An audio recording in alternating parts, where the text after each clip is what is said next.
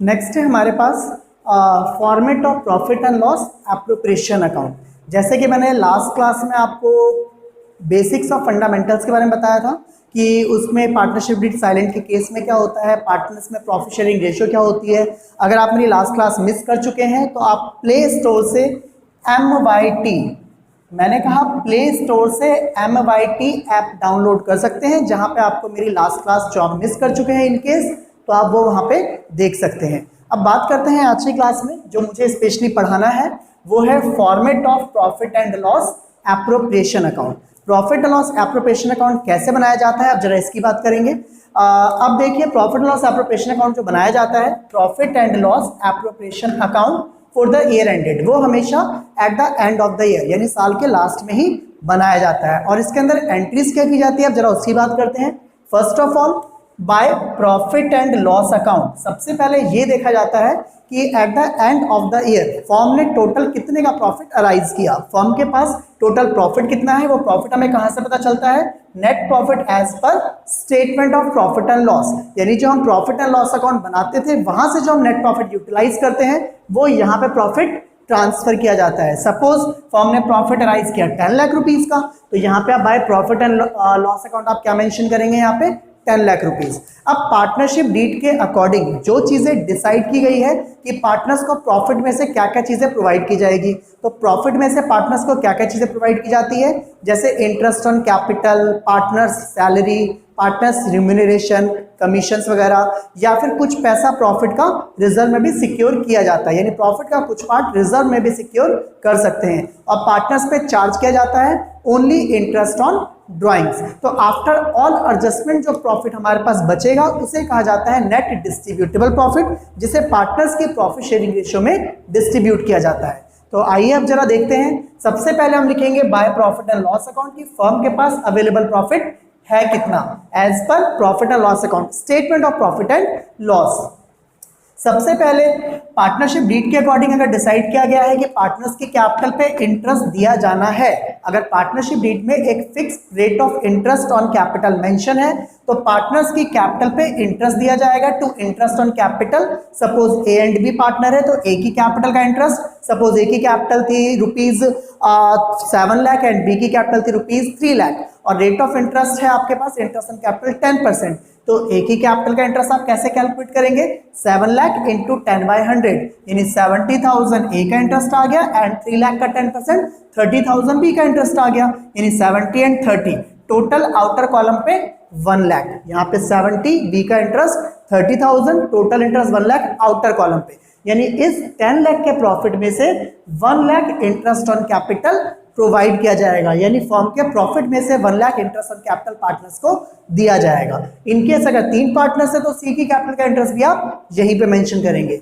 Next, to partners salary, अगर partnership deed के according decide किया गया है कि किसी पार्टनर्स को सैलरी भी देनी है, सपोज क्वेश्चन में मेंशन है कि बी को 5,000 सैलरी पर मंथ देनी है, तो बी की एनुअल सैलरी कितनी आएगी, 5,000 इंटू 12 यानी 60,000, तो टू पार्टनर सैलरी में किसकी सैलरी आप देंगे, ओनली बी की सैलरी 60,000, और ये 60,000 की सैलरी आप कहां से देंगे, इस प्रॉफिट में से ही आप 60,000 की सैलरी भी देंगे।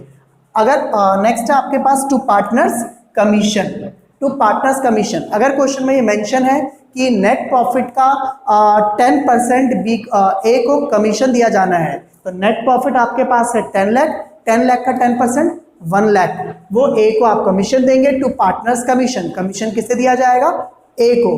1 लाख का कमीशन भी हम कहां से देंगे, इसी प्रॉफिट में से पार्टनर्स को कमीशन भी दिया जाएगा। अगर पार्टनरशिप डीड में मेंशन है तो, अगर पार्टनरशिप डीड साइलेंट है तो उस केस में इंटरेस्ट ऑन कैपिटल भी प्रोवाइड नहीं किया जाता, पार्टनर्स की सैलरी नहीं दी जाती, पार्टनर्स को कमीशन भी नहीं दिया जाता। उसके अलावा अगर पार्टनरशिप डीड के अकॉर्डिंग डिसाइड किया गया है कि रुपीज 2 लाख पर ईयर आपको जनरल रिजर्व या फिर रिजर्व में ट्रांसफर भी करना है, तो इस 10 लाख रुपीज में से 2 लाख रुपीज रिजर्व में भी ट्रांसफर किए जाएंगे। यानी ये सारी चीजें हम कहां से कैलकुलेट कर रहे हैं, जैसे कि मैंने बताया पार्टनर्स की कैपिटल पे इंटरेस्ट देना, पार्टनर्स को सैलरी देना, पार्टनर्स को कमीशन देना, कुछ अमाउंट रिजर्व में भी सिक्योर करना, ये सारी चीजें हम इसी प्रॉफिट में से प्रोवाइड करते हैं। उसके अलावा पार्टनर्स पे चार्ज किया जाता है ओनली इंटरेस्ट ऑन ड्राइंग्स। अगर किसी पार्टनर ने बिजनेस से कुछ पैसा विड्रॉ किया था तो उसे बिजनेस को उस ड्राइंग्स पे इंटरेस्ट देना पड़ेगा, यानी बिजनेस के पास ये इनकम्स है, इस वजह से क्रेडिट में दिखाया जाएगा bye interest on drawings. Bye interest on drawings यानी ये पार्टनर्स पे चार्ज किया जाता है।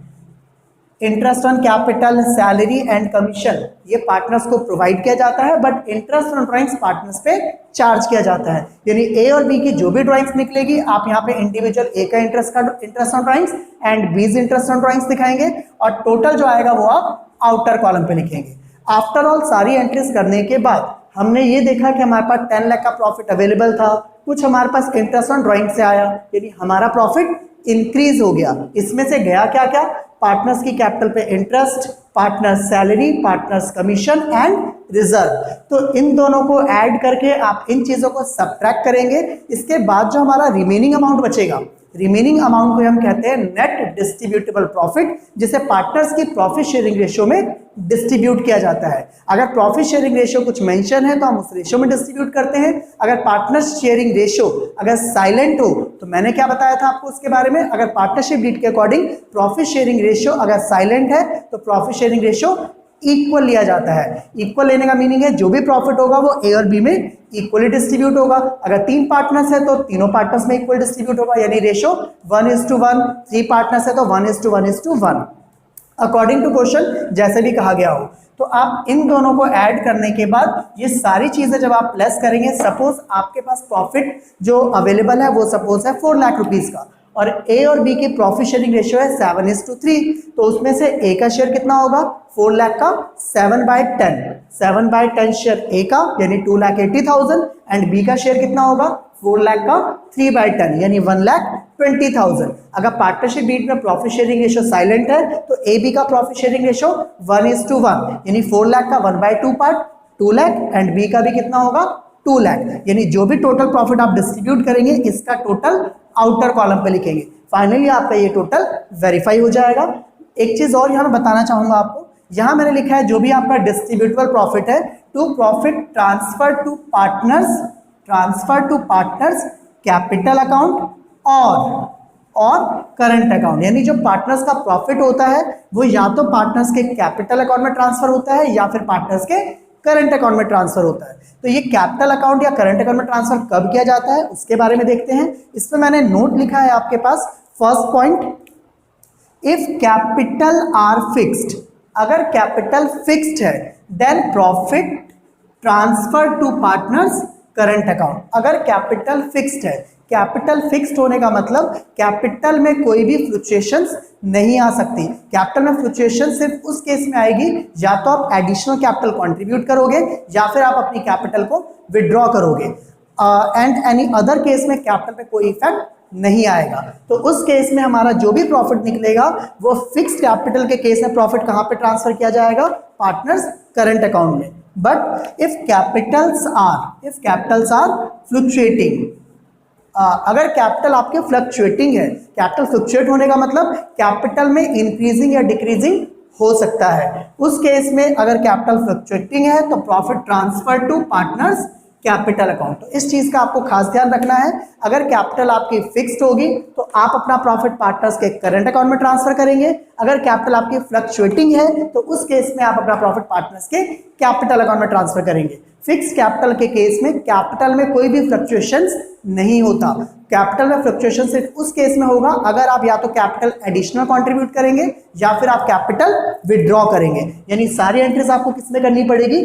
Current account in case of capital are fixed. But अगर कैपिटल आपकी फ्लक्चुएट है तो उस केस में करंट अकाउंट की हमें रिक्वायरमेंट नहीं होती, क्योंकि उस केस में हम सारा काम किसके अंदर कर सकते हैं? पार्टनर्स कैपिटल अकाउंट में। आप ये फॉर्मेट ध्यान से नोट करेंगे। और जैसे कि मैंने आपसे बताया कि अगर आप मेरी लास्ट क्लास मिस कर चुके हैं तो आप प्ले स्टोर से MYT ऐप भी डाउनलोड कर सकते हैं। ये आपकी रिकॉर्डेड क्लास है, आप वीडियो को कहीं भी पॉज करके इसे इजीली नोट कर सकते हैं।